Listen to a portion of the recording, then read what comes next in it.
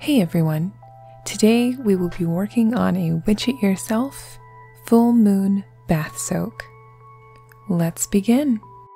Hello. Hi. We're doing that so the dog doesn't freak out. Because the last time we tried to say hello, it didn't work so well. So, but hi. It's alright. Yeah, we're fine. So today, Cricket's going to teach us how to do a full moon bath soak. Yes. So why exactly do we need to do a bath soak for full moon? What's the importance of doing this, and why might someone do it? So I like to do a ritual that involves like cleansing and the bath. Usually one at the full moon and one at the new moon. So is that just because you get all this metaphysical funk on you doing? Partially that, but I think also a lot of times either the new moon or the full moon will affect someone who's kind of sensitive to energies more. If you have someone who works in like an ER or law enforcement or anything like that, they talk about how, oh, it's a full moon tonight because people are just crazy. Yeah. Like they go absolutely nuts. And it's, I don't know what it is. I don't know if it's a gravitational pull thing that we're not aware of. I had a respiratory therapist, and she said that the craziest or most traumatic accidents would happen like during the full moon specifically. Yeah? And she was like, yeah, it's terrible. Oh, wow. It's crazy. It's also like it's kind of like the heat. Like in the summertime, that's when you experience like the most murders and things like that. Oh my god! Yeah, the crime rates like skyrocket during the summer.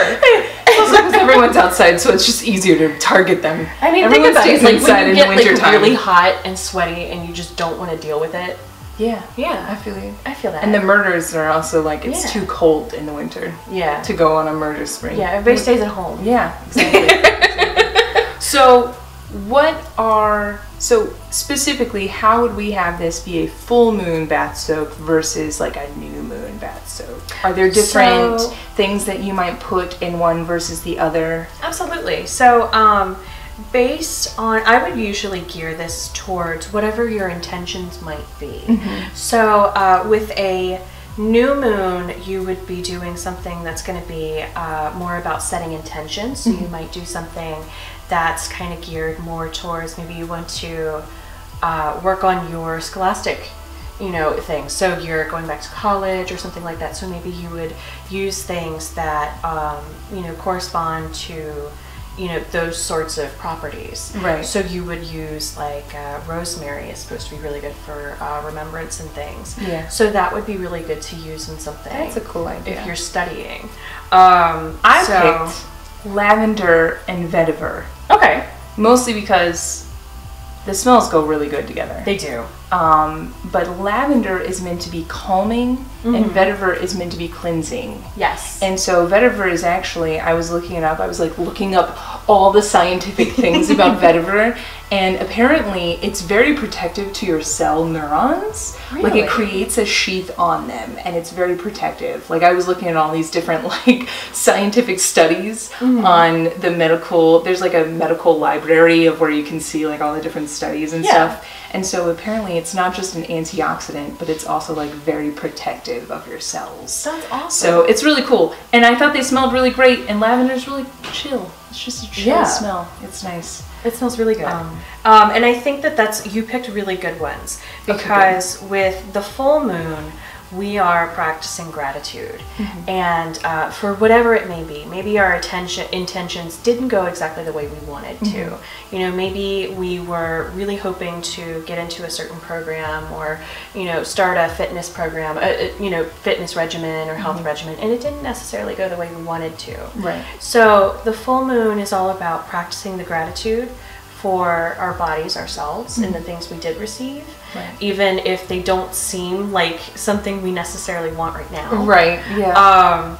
And then releasing and letting go. So I really like what you did, that the calming and the cleansing, because I think that's very perfect for both of those. Cool. These are the things that you'll need for the full moon bath soak. You'll need approximately 8 cups of Epsom salts, 2 cups citric acid, approximately 1 cup of carrier oil, we're using extra refined coconut oil. In that, we'll be having 10 to 20 drops of essential oils. Here we're using vetiver and lavender. And then approximately 4 cups of decorative dried leaves, dried herbs, or we're using dried flowers. You can add other things as well, but that's what we're working with today. All right, so we have our 8 cups of Epsom salt, I'm fairly certain. And the way that I was telling Cricket that I like to do this is I like to mix all my dry ingredients first and then mix my wet ingredients into it and then decorations last. Yes. And that's just how bakers do it, and I'm a baker. So we'll do it the baker's way. Yeah, so we have 8 cups of Epsom salt and then we have 2 cups of citric acid. And that's going to be... white it up. There you go. There you go.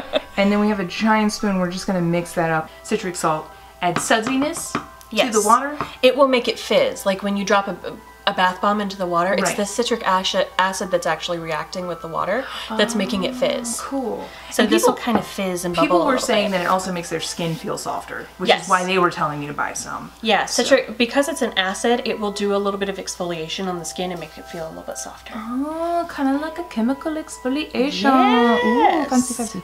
Okay, so now we have those mixed up.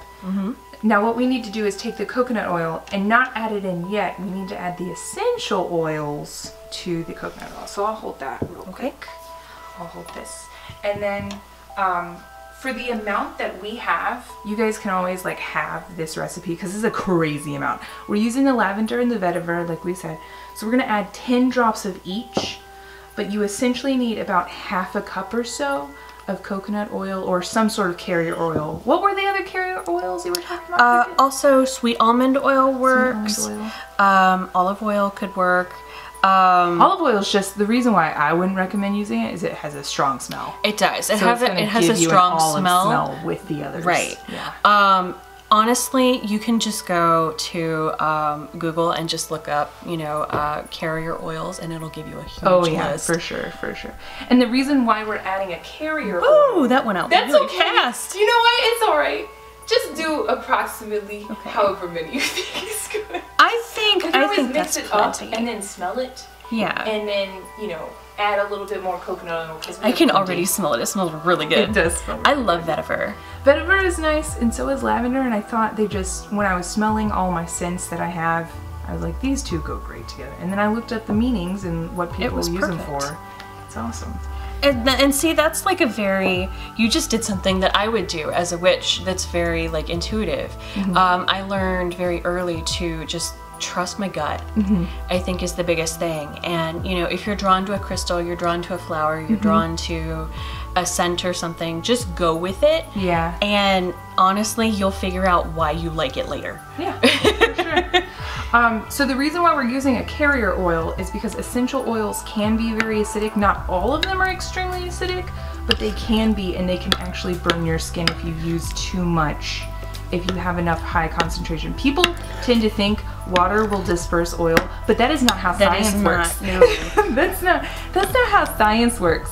So that's not, we don't want you to burn yourself or hurt yourself. So Oh, grapeseed oil is a good carrier oil too. Oh yeah. But it is a little bit more expensive. Oh, gotcha. Yeah, and then almond oil is also good, and it doesn't have too much of a smell. So you can have But I love the way that almonds smell. Like I love that. almonds smell so Almonds smell and taste They smell so absolutely delicious. good. So then we're gonna add the oils all into the thing. Should we just start with half first? Yeah, you can add a little bit, and then we can mix it in, and then add more, mix it in, add it in. Yeah. I I think that would be the best way to do it, just because we want to make sure it's not going to be too wet. Yeah, for sure. Especially since we do have the citric acid in here as well. You want to make sure that things aren't too wet, because if it's too wet, then all of your citric acid It's gonna start fizzing? is going to start fizzing, and it's not going to be any good anymore. Oh, that's hilarious. That's so funny. Okay, so we've kind of got we finished the consistency of our bath soak. What would you say the consistency is, Cricket? It kind kind of reminds me of like when you make a graham cracker crust in a pie. Yeah, it does. It feels like that. Also, Cricket was saying if you want to really make sure that it's mixed up evenly, take your hands in there, really get your hands in there and start just like crumbling it through, making sure there's no more lumps of the coconut oil and essential oil and stuff in there. So like, here, I'll even add some. Yeah. So when you put this in... So she's adding more coconut oil. You just cover it with your hands and then just kind of like fill it in there. Yeah. So just kind of rub it between your hands. Yeah. It looks really, oh my god. This is just super fun and relaxing. It does. we were just playing with it. We were like, this is kinetic sand time. I mean, it kind of is. That's all we're doing. It does kind of stay a little bit. It stays a little bit together, yeah. And I think it should. Yeah. So, oh man, it looks great. Yeah. Does it smell good? It smells fantastic. I want to put my face and it's actually like I can feel the coconut oil and the essential oil in there. Yeah. So it feels a little bit exfoliating, but also moisturizing. That's what I noticed when I put my hands in there. Because we're just fondling it. We're just constantly fondling. Forever fondling. It feels really nice. Yeah. All right. So now we get to add the fun decorations. Yes. Decoration time. So we have, these are all dried flowers. They have been dried, oh my lord, like... Look at that color. 6 months, I think I've dried these. You do not have to wait that long, but that's just how long I've been drying them. You can also buy pre-dried flowers as well on Amazon. Really? Yeah. Oh, I had no idea. Yep. Well, look at me being a dummy. It's fine. So you could actually buy some little like lavender buds. Oh, so this is blue hydrangea. And then we have lavender roses and white roses, which actually, when you dry white roses, they end up turning to a very nice kind of creamy color. And you can even tear them up further if you want to. I would just tear them up a little bit. I just pulled them off. Yeah. If you wanted to, you could demonstrate how to pull a flower apart. Just pick one. Pick whichever Give me an flower. ugly one. There you go. There we Give go. me an ugly one. That's what she said. That's not ugly. Look at him. Yeah, they're all pretty, to be fair. They're all nice looking. But honestly, I'm just gonna be a monster about it. That's what I do. Yeah. Oh, yes. I just leave the very center alone because I don't want all those little seed stamen things. Yeah. Just falling in. So yeah, just like that. Look at you. You're a pro. You're a pro. It feels sort of like sacrilegious, like tearing it apart. Really? Like murdering it. Murder. Committing flower murder. Okay, so here's the crazy thing. On the podcast, we've talked about this before, how I don't feel like drawn to flowers. Yeah. But these dead flowers, oh man. So you're into the dried flowers. I could fuck with some dead flowers. Yeah? I could fucks with them. That's so goth. I'd fucks with them all day. It's just like, okay, I don't know, like when they're alive, it's just like, yeah, you're pretty, but you don't give me sustenance or any fun things like that. It's just like, I don't know. Now they're dead and they can be in my bathtub. Well, you could put the live ones in your bathtub too. That's true, but they don't like. I've done that before. I've done a ritual for self-love, and I petitioned Aphrodite, and I filled the. Did she visit you? I'm just throwing shade right now. She did not. I apologize. But I lit a rose-scented candle, and I filled the bathtub with some really nice, I think it was a like a powdered like milk bath, and I think it had oatmeal and things like that in it too. Oatmeal makes your skin feel so good. Yeah. It feels it's like my favorite thing to put on my body, which is weird to say, but it's so good. It feels so nice. So you did that and you just put live flowers in there? Yeah, I put pink roses in there. And I actually put some rose essential oil. Put them all in there, Cricket. Put them all. They're so pretty. I know. I put how can you go wrong with them? Yeah. So in my bath, I actually put rose and ylang ylang or lang lang. Lang lang. Lang lang. I think that's pronounced correctly. I think so. We're not Asian, so we don't know. I am. Tell us in the comments. Are we being racist? Oh God, I hope not. I apologize if my pronunciation is awful. Oh, it looks I am just white bread American girl, and I apologize for how uncultured I am. I'm adding more. There we go. Okay. I think it looks good. I think so too. I think that's a pretty good distribution. Really nice.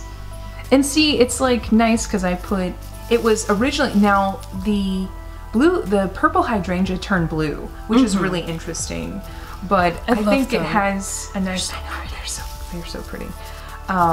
I think it just turned out really, really nice. I think so too. Now there's some big pieces in there, small pieces in there. It's cool. And then if you wanted to, you could even add some crystals to this as well. So because this is all about like relaxation, some amethyst would be really good. I've heard amethyst is an extremely powerful like crystal. It's one of the most powerful. So amethyst would be really good. Rose quartz would also be really good. And these are all safe to put in hot water. Do please, please, please, please, please, please, please make sure that you go and you look up stones online to make sure that they are safe to put in hot water before you make any kind of tonic, potion, elixir, bath potion, anything like that where you expose them to water.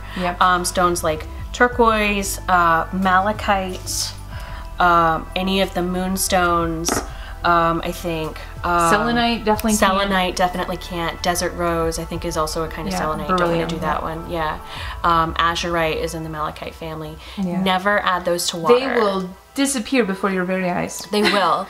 And then some of them, like the malachite and the azurite, they also have heavy metals. Like the green here is actually caused by copper. Okay, so, that makes a lot of sense. So you don't want to ingest water that has heavy minerals in it. No. Because you will die. You will die, my friends, and you don't want you don't want to soak in a tub with a whole bunch of copper, because heavy metal poisoning is not fun. That's what tunas die from. I'm just kidding, but tunas can deal with mercury and things like that and heavy metals, and they won't die, but we will. So don't, just look up the crystals that you're putting in with your bath soak, or if you're charging crystals, because a lot of people charge crystals in water, or they'll charge water with crystals, and then they'll drink the charged water, and just be careful and make sure that it's not... Most of your quartzes will be safe. Most of your agates will be safe because they are within the quartz family. Just be sure that you look things up before you do it, because I don't want you to get hurt.